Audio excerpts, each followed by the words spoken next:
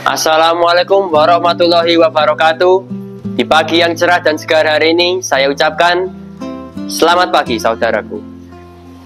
Sebagaimana yang telah kita ketahui, anak adalah masa depan bangsa. Maka dari itu, perlu kita untuk melindungi mereka, memberikan mereka tempat untuk bertumbuh kembang, dan juga memberikan mereka kasih sayang. Dunia juga telah mengakui pentingnya hak perlindungan anak.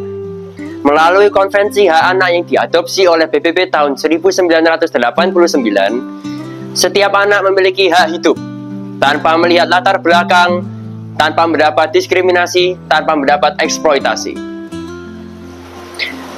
Namun kenyataan masih berkata lain. Kekerasan masih berangka tinggi. Data menunjukkan 11 juta anak masih mengalami kekerasan di sepanjang hidup mereka.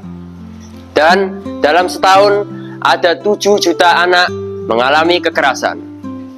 Yang parahnya, kekerasan ini terjadi di tempat yang seharusnya mereka mendapatkan perlindungan, seperti sekolah, rumah, dan lingkungan rumah mereka.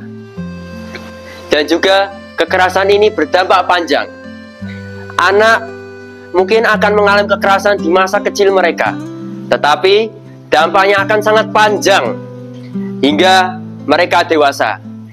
Mereka cenderung mengalami trauma. Mereka sulit berkomunikasi, yang menyebabkan mereka dipandang buruk di masyarakat. Lalu, kita sebagai generasi muda juga memiliki peran yang penting dalam masalah ini. Lantas, apa yang bisa kita lakukan sebagai generasi muda? Pertama, kita perlu menanamkan kesadaran. Setiap orang harus tahu bahwa kekerasan adalah pelanggaran moral, tak hanya pelanggaran hukum, tetapi pelanggaran moral yang sangat berat, yang dapat menyebabkan masa depan seseorang menjadi sangat gelap.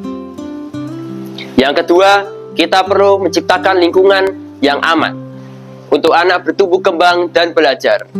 Mereka perlu lingkungan seperti ini agar mereka bisa bertumbuh sebagai anak yang pintar.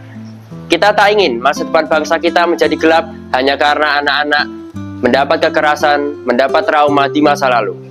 Maka dari itu, kita perlu memastikan setiap anak mendapatkan hak-hak yang saya sampaikan tadi. Bukan hanya uang yang membuat gelap mata, bukan hanya berlian yang menyilaukan pandangan. Jika anak sebagai generasi bangsa berkilauan, maka negara akan sejahtera. Jika bukan kita, lalu siapa lagi? Saya, Yanuar Rizky Putra Purnama, pamit undur diri. Wassalamualaikum warahmatullahi wabarakatuh.